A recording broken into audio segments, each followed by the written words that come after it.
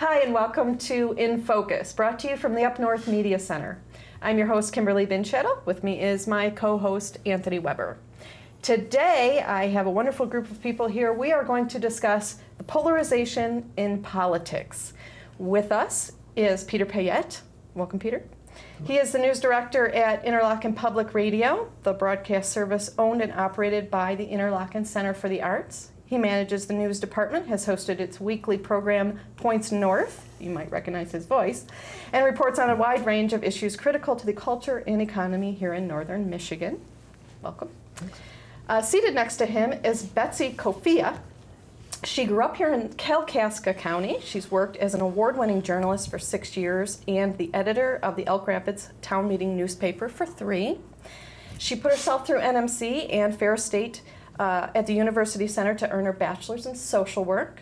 She's been a resident of Traverse City for 12 years, where she's been involved in the community with conflict resolution services, the AAUW, and the Leadership Grand Traverse program. She's also currently running for public office, and just as a disclaimer, we want to make sure to make you aware that we in no way endorse her candidacy, but are welcoming her opinion today to the topic. And also we have, thank you, also we have Steve Tuttle. He is also an award-winning columnist with Northern Express, an opinion columnist. Indeed. But was a former political consultant specializing in campaign communications, and I understand that you're qualified by the Michigan court as an expert in campaign communications. As if there could be such a thing.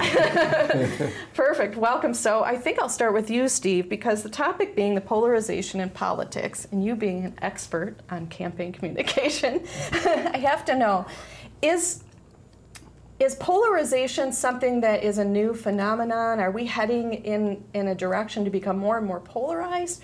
Or has it kind of always been like this, and for some reason we're just noticing it more? Is it the media? What's going on? Start us out. Well, it's a two-part answer. The short answer is no. If you're interested in American political history, and you go back, there was a time in this country where a sitting vice president shot and killed a former Secretary of the Treasury in a duel. Now, no matter how bad it gets verbally now, that's quite a bit worse. It just really is. On the other hand, there's just so much more today. Hundreds, if not thousands, of websites that are designed specifically to attack or support one position or another. Radio shows 24/7 where you can get this sort of bilge. Television networks dedicated to a particular position. So the kind of ubiquitous nature of this negativity and divisiveness, I think, is different. Additionally, politicians lack collegiality that they once had in the past. People remember when Ronald Reagan was president, one of his big drinking buddies was Tip O'Neill. And they disagreed on much, but they also were willing to sit down, have a drink, and figure things out. Bill Clinton and Newt Gingrich, who still don't like each other, but were able to sit down and work things out. We have none of that today. The people in Congress don't even know each other. They don't socialize with each other. They don't know each other's families. So the isolation that they've created amongst themselves leads to a kind of polarization of viewpoint because they don't know each other, much less respect each other's opinion, I think. As you were talking about the rise of the conversation because of media and social media and the internet, do you feel like that conversation is increasing the polarization, or is it reflecting an increasing polarization? Well, we are responsible for what website we go to, what radio show we listen to, what TV channel so we can blame them, the editorial them, all we want. But the truth is, we are making these choices of who we listen to, who we watch, who we believe, who we don't, whether or not we want to listen to an alternative viewpoint, whether or not we want to go online for affirmation rather than information. We make those decisions. Now, to the extent that they push us in one direction or another, that's a business decision that they have made. Rush Limbaugh, for example, for all the negativity and supporters that he has, that's a business guy. And the people who advertise on him, they do so because he gets listeners, which increases their advertising revenue, which increases their bottom line. So, yeah, these different silos, if you would use that, they're trying to push us in those directions, and they're succeeding. But ultimately, we're making the decisions whether or not to listen to them. Well, you mentioned Rush Limbaugh, and I mean, I've always thought of him as entertainment. Exactly. Maybe more than a political show. But I'm wondering, Peter, with your input, is there a classification when you're, as part of the media on the radio side, when you think in terms of any particular show, whether it's specifically entertainment, whether it is a political show, is there any reason that you would have to make clear it's one or the other? Well, public radio, of course, is often accused of being biased and left-wing. Generally, news programs in public radio try to adhere to the old principle of independent journalism, which is not to say that people don't have a point of view, but that when you go out to gather information and frame a story, you're trying to do it from a perspective that does not have a point of view. So we don't really present programs that we have to give some qualifier for. Sometimes you'll hear on the shows, you'll hear a little disclaimer, the views don't represent the view of this station or the view of National Public Radio. We have some programs. We have Terry Gross on at noon, and I've had listeners say, yeah, she's fine. And when I listen to that show, I expect the perspective to be coming from the left, and that's fine because she's talking to artists and people from Hollywood, and so that view is out there. But I'm not sure what the question is, but I wonder, as I was listening to Stephen, I was kind of wondering how long that old classification of independent will really live. I mean, it does seem that it's being pushed out, and things are a lot more loose in newsrooms. For instance, there's a reporter who was at the Muskegon Chronicle for many years. His name is Jeff Alexander, and he was an environmental writer. He's written a couple of books, one on the Great Lakes. He went to work for the National Wildlife Federation, and then he stopped working for the National Wildlife Federation, and he assumed his days putting news into major print publications were over. He got to writing for Bridge Magazine, which is a nonprofit organization, and MLive takes Bridge Magazine articles and puts them on their website. So now you can read Jeff Alexander, who was an environmentalist for a time, and he was, when he explained this to me, he said, I never thought this would happen. It's so, all those categories are kind of breaking down, I think, somewhat. And that might be healthy. I don't know. We're sort of old school, I guess, in public radio. We still have this pretense of being independent and just trying to present things in an impartial way. And, can you clarify independent versus, in my mind, I'm thinking you mean neutral, or am I completely off? Yeah. When I think of the newscast, I want it to be neutral, which right. Obviously people are doing it, so there's going to be some kind of bias. But can you just clarify for I me think the difference neutral between would be a good term. I mean, it's absent of a point of view, and it's tricky, right? Recently there was a ruling in favor of a state that wants to preserve its constitutional amendment that only allows marriage between a man and a woman. And the way it was presented in the newscast on public radio was in a setback for the gay rights movement, or however they put it. It was that's. Someone could say, well, there's a point of view there. It's not a victory for people who are in favor of traditional marriage. It's a setback for the way we see progress going. So language is a tough thing. Just choosing to do that. Yeah, Article at all would be, right. I have a something. It's clearly news. This is a big deal. Yeah, So Maybe you could say, in a setback for these guys and in a victory for these guys. That's a really long headline, though. And nobody talks that layout way. person Right. doesn't like that. Right. Do you find that in the wide range of topics that are covered on IPR that the polarization that is seen in political discussion is also appearing in discussions of things not related to politics? Maybe another way of saying it is, does this polarization seem to be affecting all our discussions, or does it seem limited to particular ones? Well, I like to think that public radio is something of an oasis of calm and reasonable discourse, right? I mean, I think of Diane Rehm when she came to Traverse City, and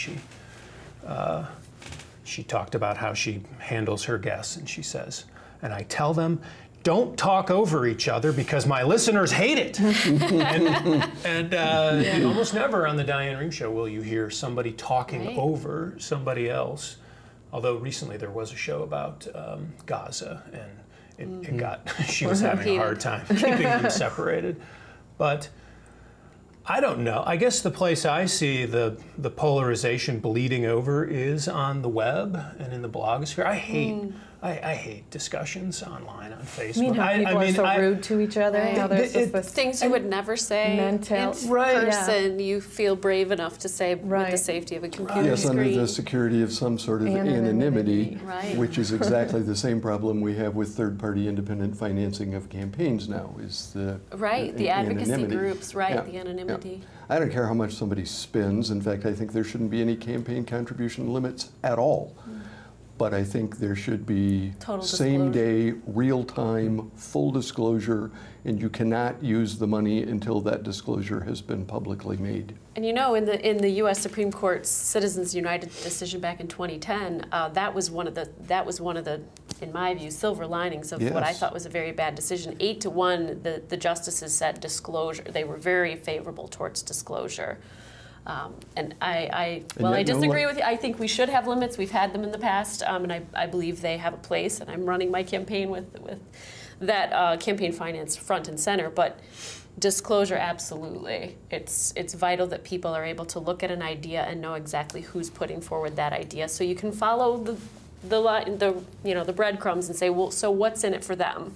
You know, why do they want me to feel this way with this scary ad, with the grainy, picture and the red? What is it that what's in it for them? Liar. I love those. Well, it's easier in a lot of ways today to hide that trail. I mean, you think everything's more transparent because I can type, I can type in Google and find out some information like that. But in a lot of ways, it's easier. Where the group financing them is such a remarkably obscure and bizarre name. I know what side of the fence they're on because it's of course an ad ripping and snorting at somebody. These third-party independent people, and this goes to the polarization, they hardly ever run campaigns that are supportive. They almost always run campaigns that are exactly what Betsy said. Black and white, angled headlines, red letters, the worst photograph you can possibly find of your opponent. So it's pretty clear whose side they're on, right? Yes, so you know. Who's paying attention. But I'd like to know who's financing that so that I can ask them why. Right. So you're saying the money's hidden, I'm sorry, the money's hidden because so-and-so can donate to this group, who then can donate to this group, who can... And so the money gets kind of funneled that way, and we don't know where it originally came from. We can do it that way, and there's also a way that you can give unlimited money to one of these without a pass-through. You just don't have to be, it just doesn't have to be disclosed. It just doesn't. Peter, sorry, you were going to say. Yeah, I forgot what I was going to ask. But I did want to ask, that one of the things that disturbs me is the low quality of the commercials. My God. And this really struck me in 2012, the 103rd State House District, which includes Kalkaska, Crawford, Ogama, I think one other county, and a fellow by the name of Lon Johnson, who's now the head of the state Democratic Party, ran and put together a very sophisticated campaign and raised quite a bit of money and really made a run for a seat that was held by a Republican. The Republicans and Bruce Rendon supporters, Representative Bruce Rendon, saw that, so they were anteing up, and it was one of the most expensive House races in the state that year, even though those counties are as poor as they get. I mean, Ogama is one of the poorest counties. And so I spent some time over there, and I did a feature. And the day I put it on, I thought, I wonder what other news coverage there's been of this race. And so I searched on Google, and I could only find one other article done by, I think it's called the Crawford County Avalanche, and it was a Q&A where you send questions. So there was basically no independent reporting at all. Right. On this race, but there was an avalanche of TV ads and special interest ads, and they're so vapid in their content. I mean, they're just absent of any sort of thought or anything reasonable. It seems really. It's pretty clear pretty ugly. They have some sort of template. These groups, because they all look kind of the same. Exactly what you were saying, what we were saying before, the red stuff, the black and white, the terrible photos, some hideous voice. Scary angles, so you have dark circles. It's like a Halloween ad every time. Not an ounce of humor or interest or anything else. And I don't know about anybody else, but if I'm watching television, I just thank God for the person who invented the mute button, because I just can't get to it fast enough. In 2012, I knocked on a door, a gentleman in Kingsley, and he specifically said to me, this was September, I think, and he specifically said to me, I'm going to vote for you because you aren't running any of those god-awful ads. I'm literally keeping a tally, and the people who run negative ads, I'm just voting against them. I am so sick to death of it. It was just, he was very, very much in that corner of just like, enough. We're now that's very close to the point right? where there are going to be commercial breaks, lots of them for 2.5 minutes, where there's nothing but political commercials. You know, nationally during the primary season, the third-party independents outspent actual campaigns 8-1. Right. So the thing that concerns me more than divisiveness, because I don't like it, but I do believe the pendulum will eventually have to swing back a little bit. But I really don't like the fact that we have candidates who have absolutely no control of their own message anymore. You can't. No, I don't know what your big issue, but let's say your big issue is the environment. You're running for Congress. Well, there's a third-party independent group that wants you elected, but their big issue is not the environment. So they're going to pound away at your opponent on some other issue, and there's nothing you can do to make them stop.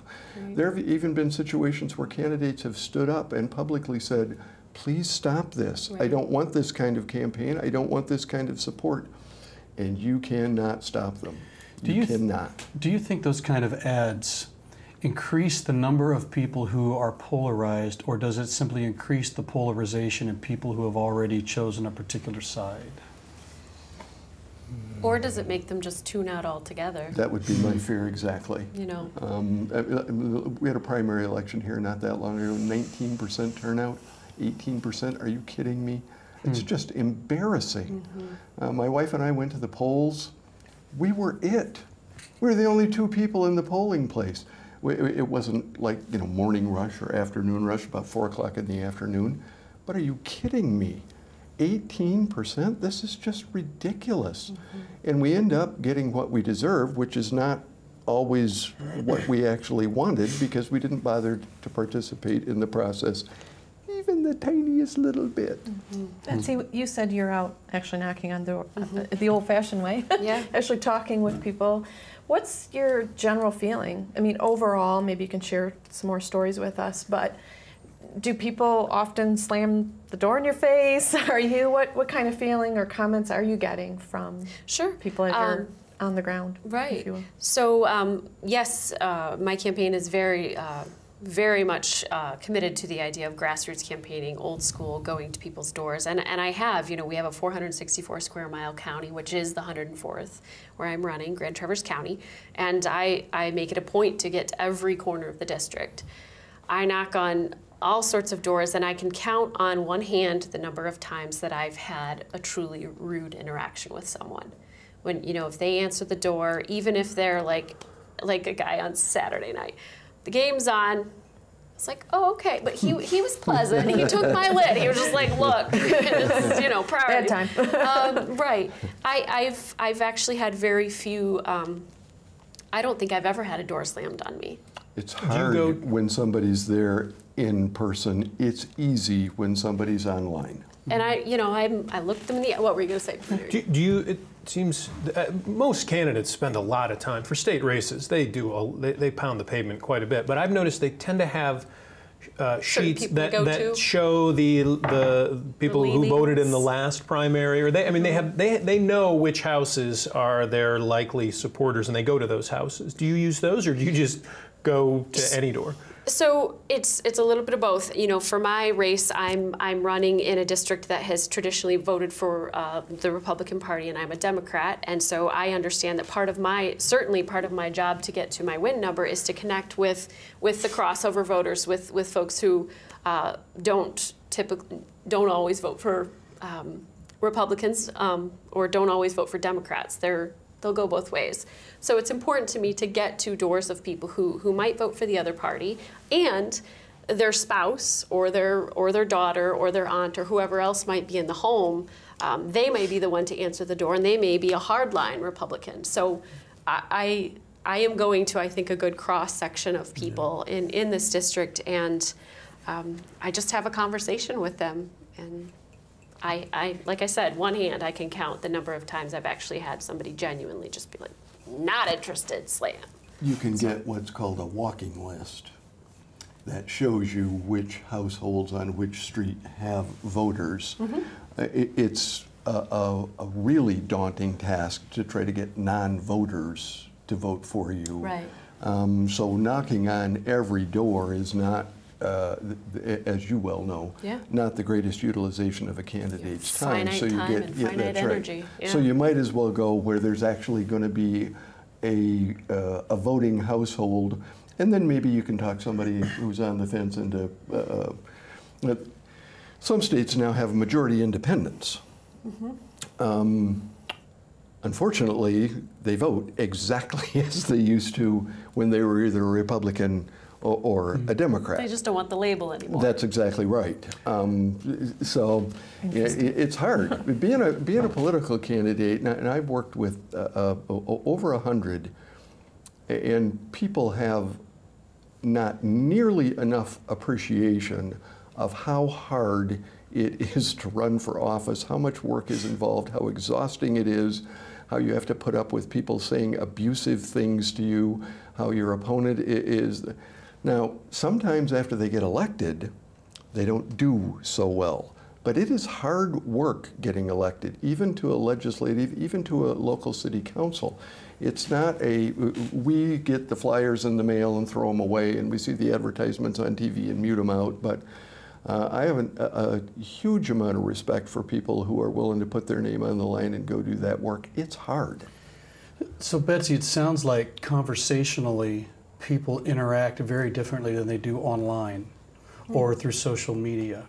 So this kind of brings you to a question of the echo chamber that's created by the ability to just read the websites we want and listen to the radio stations we want and watch the newscasts that we want and read the newspapers that we want. This kind of, I think, ego casting is another term that's been used for it. There's many ways in which the rise of our access to information is a true blessing, but it sounds like, as we've been talking, that it can be really detrimental in the political process. Do you find that, in your experience as a candidate and in you guys' experience with the different jobs that you do, does access to information and the ability for us to hear all these different voices, is that making the conversation better, or is it making it worse? Or it could be another answer too. Maybe it's a little of both. My instinct is to suggest it's probably making it worse. I'm not, you know, the Pew thing that Pew Research that you mentioned earlier, which I took a glance at not that long ago, isn't really clear on that particular issue. But it's hard to imagine how the garbage that people are exposed to online politically, and all of these rumors and all of this nonsense, and you're a moron, and you're an idiot, and you're a Republic turd, and you're a Demotard, and all this horrifying stuff. It's hard to see how that could possibly make anything better. When you sit down and talk to people, which we do less and less and less, which encourages that, go to a restaurant and watch all the people talking to each other. Yes, just right after I get to this text. You can have real conversations with people when you're sitting with them, talking to them, because you're not likely to call you a bad name when you're sitting right here, and you might say something that I actually have to consider. Oh, geez, I didn't want to hear that.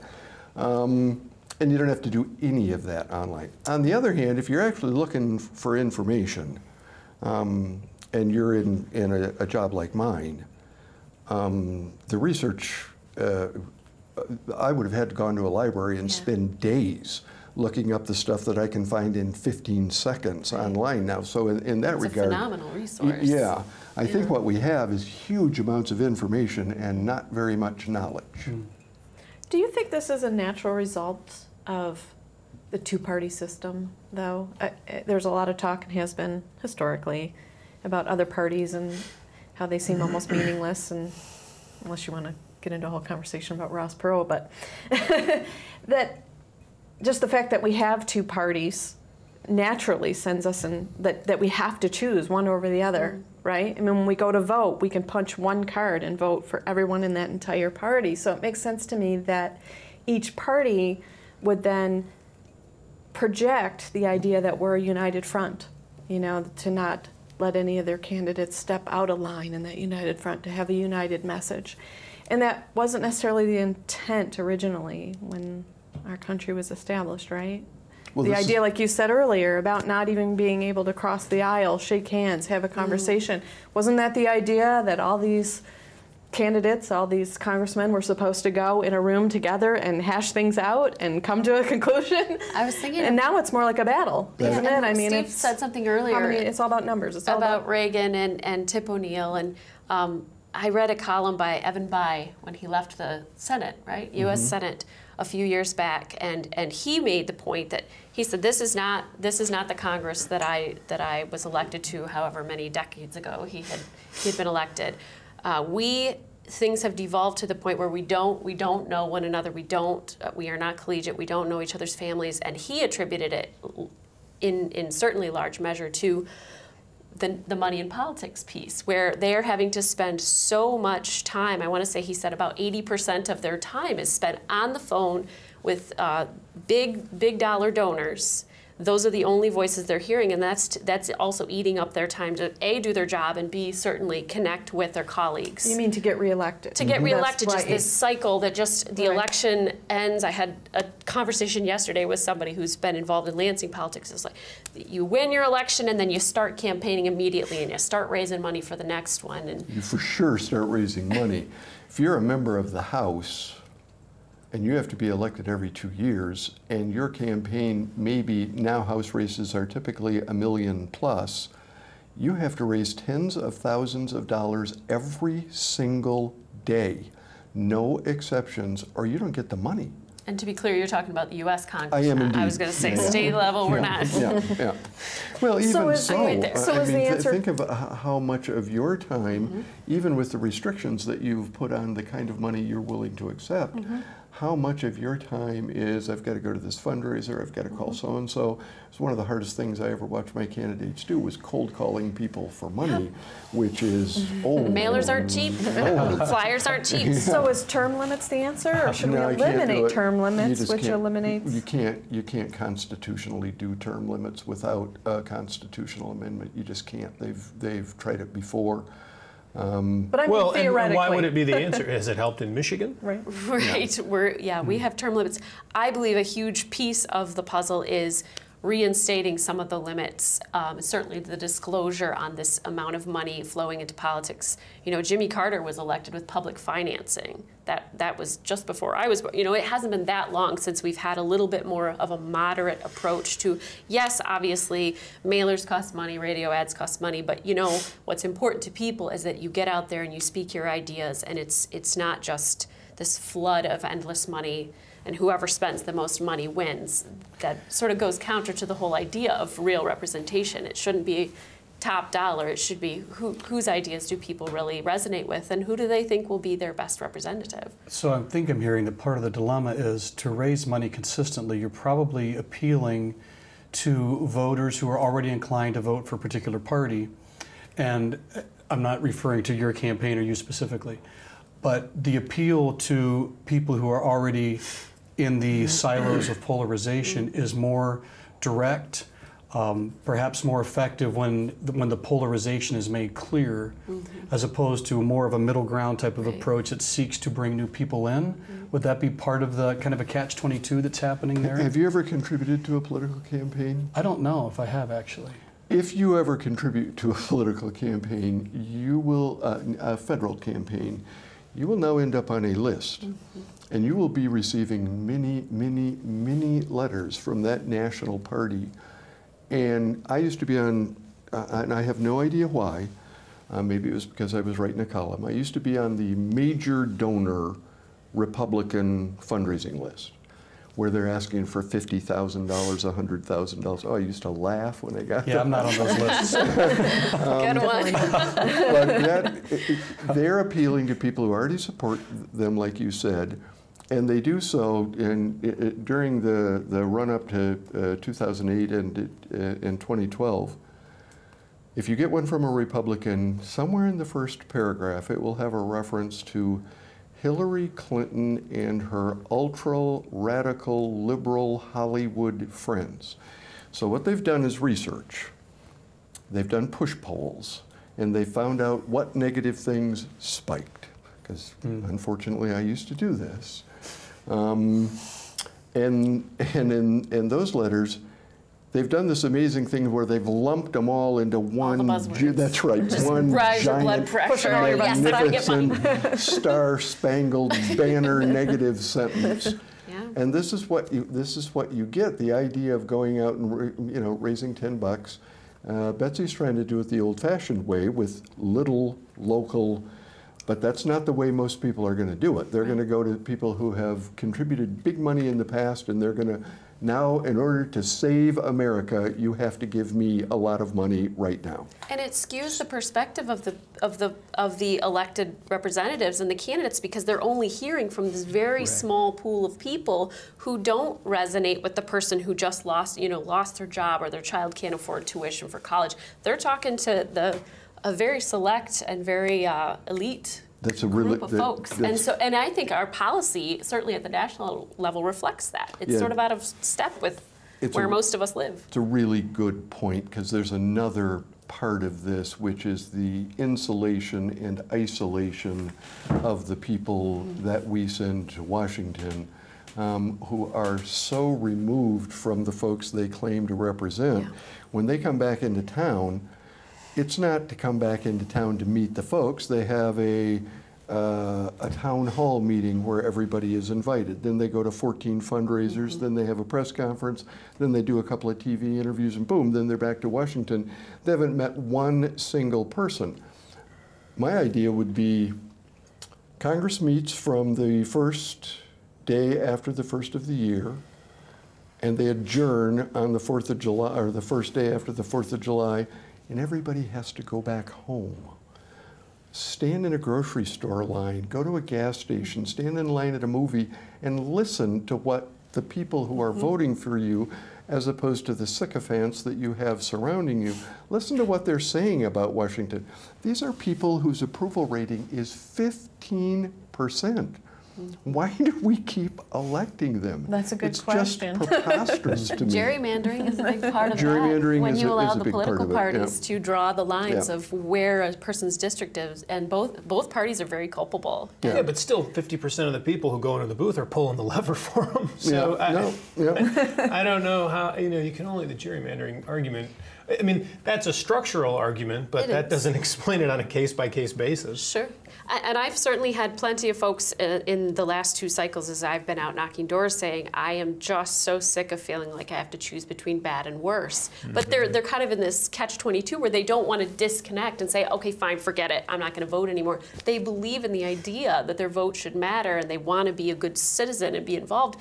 But they don't feel, they do. They feel like it's a choice between bad and worse, and they don't know what to do about it. They have to start doing more than just voting. They have to write Agreed. a letter or make a phone call. Or run for office. Or do something. A good way. Because when you talk to, and again, I'm talking, I think the more local the office becomes, the more responsive the person is, or the candidate or the elected official, because they run into real people on the street all the time. Is part of the problem the reason, how do I say this, that the office has become attractive to perhaps the wrong kind of candidate for maybe all the wrong reasons? I mean, when you're talking about a lot of money in politics, there's a lot of lobbying in politics, a lot of power, control, money that goes along with all of that. And so are the people that we'd really like to be in office the kind of people who say, there's no way I would run for office. Why would I want to do that? Why would I want to put my family through that? Why would I, do you know what, you see what I'm asking? So how do we solve that? I mean, if it's, my 2 choices are both terrible, where do I get a good guy? It's not them when they first run for office. All the candidates that I've ever worked with, none of them set out to be incompetent and divisive. They start with absolutely the most honorable intention, Republican and Democrat both. They want to do good work. They've probably been involved in some sort of little local thing, a school board, something like that. They really do want to go to Washington and help change things. The co-option takes place once they get there. 535 members of Congress, 17,000 registered lobbyists in Washington, D.C., and you are swarmed on the second you get there. There's a classic case of a woman in Arizona who was elected to Congress kind of by accident. Got in the race fluky, won incredibly fluky, had never been out of the state of Arizona. She got to Washington. She wrote this first-person piece in the Arizona Republic. Oh, it was so wonderful. These nice people met her when she got to the airport, and they took her all around the city, and they showed her where a great place to live was and where the best grocery stores were and where the best schools were, and they couldn't have been nicer. Welcome wagon. Yes, and then about 6 months later, oh, guess what? They all work for a lobbying firm, and when they came calling to get what they wanted, of course she was willing to talk to them because they had become her friends. And that happens over and over and over and over again. It's less so at the state level because of the local connection to real people, and it's almost zero of that at the city election because we see you on the street and we're perfectly happy to tell you we're not very happy. And when are you going to fix the splash pad, for crying out loud, you know? I think Which at the state raises, level, oh, go ahead. I mean, it raises an interesting question because I think if you look at the size of government, it's the central government that's growing, whereas it's these local governments that are having to cut and shrink and whittle away, where I think the American people have much more confidence in their city hall than they do in what goes on in Lansing or what goes on in Washington, D.C. Well, and less partisan, too. It doesn't matter what party you're in if you've got a street light out or you need a stop sign going up or you've got potholes on the street. Right, so that you're suggesting that because of the nature of the issues they're dealing with, it's... To me, it's the insular notion of Washington. They simply do not have contact with us. They just don't. And city politicians do by necessity because they live there and they grocery shop there and they go to movies there. And I mean, honest to God, when's the last time anybody in this room saw Debbie Stabenow out on the street? or Dan Bindschatel, or, I mean, I lived in Arizona for a long time, and I came back here about 6 years ago. But I've not seen a federal politician since I've been here. I guess they've been in Traverse City for some sort of meeting Large that I business wasn't functions, invited yeah. to, Maybe the surprisingly Rotary Club or enough. something. But come on, get back in amongst us and listen to us. So you're talking about elitism. Yes. And it almost feels like we breed elitism by putting them in a position to say, represent this whole group of people who have really disparate views and needs and all those things, but they have to make one decision sometimes about a policy, right? Well, that would so be okay. we are kind of creating these elite. Well, it's always been like that, though. There's never been a time when we had, you know, the regular people were dominant folks in Congress. Wealthy people being in charge is certainly not a new phenomenon. I mean, we're not going to have an Abe Lincoln as president again anytime soon, I don't think. I mean, United States senators used to be appointed by the legislature. So, I mean, they were really elitist and isolated. The divisiveness that we're talking about happens, I'm just convinced it's because they're out of touch with regular folks. They just are. Now, I don't know if it's the nature of Don't you think that regular folks are really divisive and polarized and all this right now, though? I mean, yeah, they might be out of touch with what our needs are, let's say, per se. But we're all kind of caught up in this polarized, mudslinging, choosing who we want to listen to and who we call whatever all the names you listed off earlier. We're taught. We're taught to do that. I mean, the big picture question then is it a reflection, though, of society as a whole, or, you know, which way is it funneling? What's the cause? What's the effect? Yeah.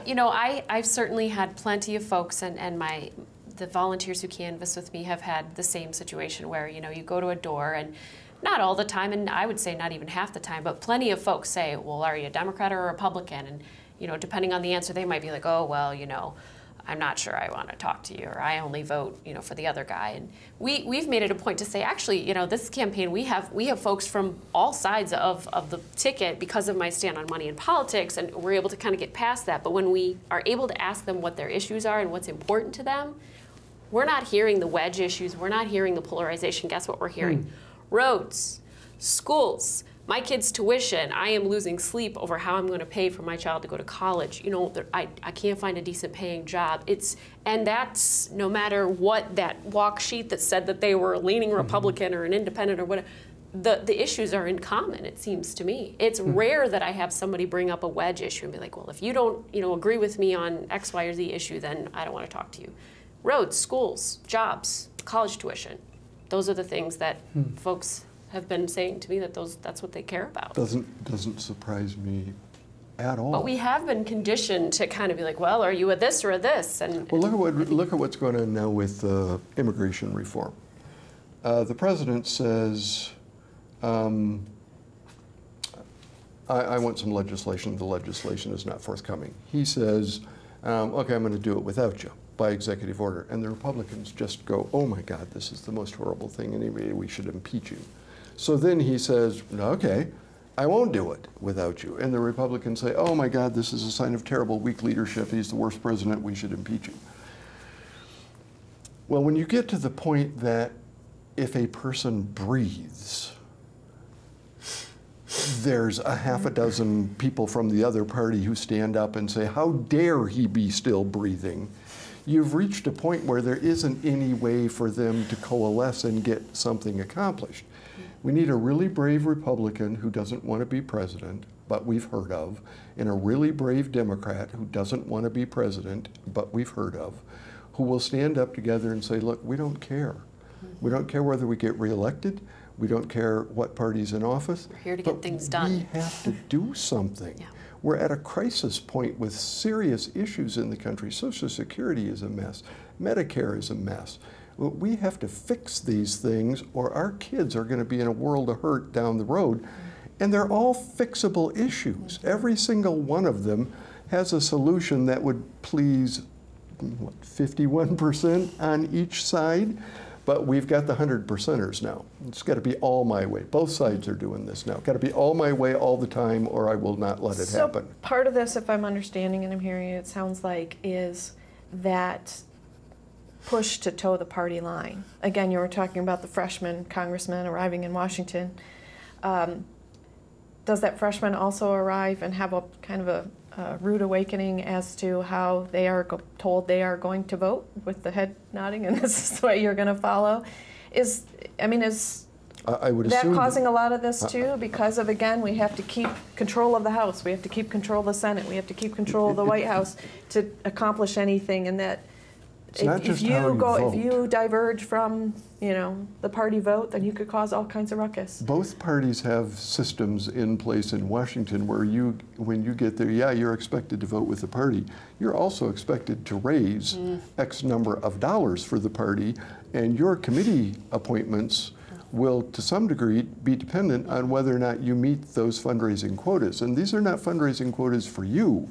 These are in addition to you raising money for the party for everybody else. That's true at the state level as well. Is it really? Oh, yeah. Well, it's just preposterous, isn't it? Yes. And if you say, well, I'm not going to do that, that's ridiculous. Well, you're gonna have a lovely seat on the We Don't Care About Anything committee. Instead of armed services or appropriations or one of these other. People who get on those committees are the folks who've raised the most money for the parties. Yeah. Which is part of why I believe we need campaign finance reform desperately, because that is the underpinning. If we can't even have integrity within the process, we are not going to get the kind of wise, forward-thinking, public service-minded decisions that we pay taxes. These folks work for us. But it's not reflecting. I'm interested in what you think the solution is, Stephen, because you don't agree with Betsy. I think you said that we should limit it. You want full disclosure, but would that really change anything? I don't know.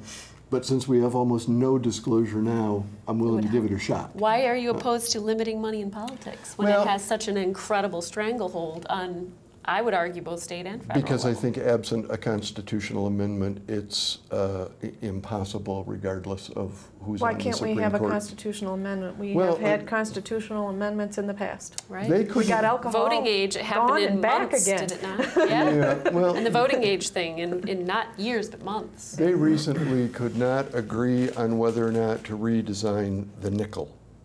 So whether or not they can get 2/3 of those bodies to support a constitutional amendment in the current environment, I agree, that would be great. It would So be it has to lovely. come from we Don't the states have, the states can call for a constitutional They amendment as well, can, they but not? of course then you would have to have a constitutional convention in the state, and do we really want that, Betsy, the way the state is right now? I was simply making the point that there's more than one way to slice this. So just to clarify, the issue of campaign finance and money is that because of the vast amount of money that is coming in through special interest, it creates an environment in which the way to continue that money cycling in is to use the language of polarization to kind of incite. Be afraid of them, give us money. Be afraid of them, and so it creates an ongoing loop, and I think the suggestion is, whether it's through full disclosure or through limitations, some way to either show it to the world clearly what's happening, or find some way to stop it, so to speak, and get the cycle. Well, I have to add to that it sounds like they're also saying that 80% of the time they're not legislating, they're raising more money. So if we could somehow eliminate the fact that they even need to raise this money. In Maine, before the Citizens United decision, and actually in a few other states, there was something called Clean Elections, which was started by a woman who, at the local level, I believe she was a housewife. She just started really paying attention to this issue of money in politics and feeling unrepresented because of how much there was, and she pushed this. Maine passed it. The idea behind Clean Elections is that there's a public match, so that everyday people with good ideas who are willing to work hard don't have to raise astronomical sums. They're able to raise enough to show that they're serious, they're credible, and then there's a match to it, and it sort of broadens the number of candidates who are able to run And it also sort of calls attention to those who are doing it the old way, where they're raising massive sums. It's like, why are you raising all this money? Why are you talking to these elite donors? Why don't you do it like everybody else is doing it? You know, run more on your ideas than just trying to essentially just buy the process with your big donors and their pocketbooks. We're gonna have to tweak that somehow a little bit. In Arizona, where they did clean elections, they've done it for several years. And the poor Democrats in Arizona for years and years, they're always looking for a silver bullet. Oh God, maybe clean elections will do it. Oh God, maybe an open primary will do it. Oh, something. Clean elections there actually resulted in the most extreme people being able to finance campaigns.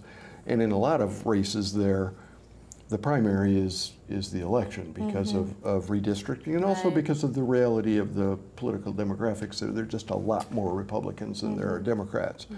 And so you had people who would have never been able to raise money in a traditional sense, who all of a sudden are on the ballot and winning. And you're saying it was a problem?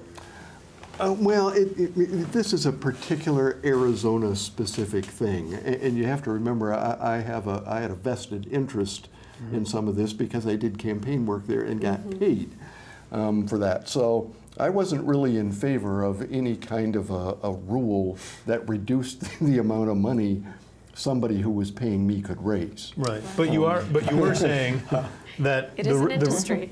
The results of the clean elections, when more people could get into the field and present their ideas, you sounded a little frightened negative? of some of the ideas that were prevailing. But I mean, here's what happens. Now, instead of say 1 or 2 candidates running in the primary, you maybe have 5, 6, 7. And ordinarily, I would say that's sensational. The more, the better. And let's say one of those candidates is a really extreme, anti-immigration or is racist or something like that. Well, those extremists all have a little hardcore group of supporters. They got the same amount of money, and now you're in a 6-person primary. You don't have to get very many votes to win that election. So you've got a couple of extreme, left or right, this happens on both sides of the aisle, and you've got 3 or 4 sort of traditional, middle-of-the-road people. Middle-of-the-roaders going to cancel each other out. The more extreme candidate, who was paid for with my tax dollars, despite the fact that I might not agree. This is the other problem I sort of have with public financing. Why should my tax dollars be spent on a candidate like Peter, when it's clear you and I are not going to agree on anything at all? What's funny though, Steve, is that almost what you just described actually reflects fairly closely what just happened in the primary here in Grand Traverse County. We had 8 candidates. Oh yeah, that was great. In the GOP primary. We were the most crowded House race in the state, and it was sort of that gamut. I just think, and we don't have the clean elections here in Michigan, but it still happened. I just was listening to you going, this sounds so familiar. If you're a professional doing campaigns, the multi-candidate primary is the thing you most want to have happen. Because if you know how to identify that person, your candidate's votes, and then get them those votes to the polls, you are going to win every single time. I'm going to shift the topic because we're almost out of time, and I want to get some just getting started. feedback. I know, it always happens. I have a great example. I have a great example to give. I want to get some feedback from Peter here quickly. Do you have some recommendations for where people can go, and IPR will be an obvious one, so we'll start with that one, to hear a reasoned, nuanced discussion of the different topics that come up, whether it's in politics or other areas. So IPR, we're obviously granting that as a clear one. Are there particular websites or particular voices that you find to be very rational and calm and insightful? Boy, that's. There's such a mess. The League does League nice of Women work. Voters does a really good job. Honestly, the idea that is jumping to my head is how, because election season is coming up, and we do forums with the League, and all the candidates come in and they all get their 2 minutes, and I think. And then we broadcast, and I think, does this change anything? Does anyone actually go? Is there any one person actually tuning in to hear a candidate forum because that person is trying to decide Yes. who to vote for. Yeah, Yes. I'm sure there are. Yes, there are. I think it's a small group. It might be, but So, might yeah, be There's a getting group larger. of young people. I got to speak to some the government class at Traverse City Central, and a lot of those young people were just about to be ready to vote, and that was one of their big questions for me was, where do I go to get reasonable information about candidates? How do I figure this out? And I picked up the iPhone and said, do y'all have one of these? Yes. Well, there are places you can go. You know, I talked about some of that. But there are people who are looking Isn't for... there Right, something but I that think you would the- know? Doesn't what's the that? FCC require you to give? Wasn't that what the News Hour was originally for the TV, for different stations, radio and TV? during a that there was campaign required- season, a candidate could press us for equal time if we had given an opponent an amount of time. But they have to purchase it. No, nobody No. purchases time on our station, and we don't. You can't buy spots. But I think that the question about reasoned information, I think goes back to Stephen's point about the kind of the digital landscape, the kind of the media ecosystem we have is very distracted, and everything needs to flash and beep, and politics can be kind of boring, right? Like bills they're working on down in Lansing about things that ultimately people may care about, but can be a little dull. And so there needs to be a public that wants to sort of sift through things if we're going to have more reasoned debate. It's not as exciting as... We're not sure if we have that public. I think that's where we started in the whole conversation. Right. Is it the We'd have to public wrap or is it it? up here now. Right. But we have to leave that as our And last word, unfortunately. I have to cut you off. That's okay. There's so much more we could cover, and I think I love the bells and whistles comment that, Betsy, maybe you could do a rap song or something to get attention. Maybe that's the way to do it. Can But I have thank you, that? all three of you, for being on the show. Thank you. Thanks for having us. And For the all your opportunity. opinions. And thank you at home for watching In Focus.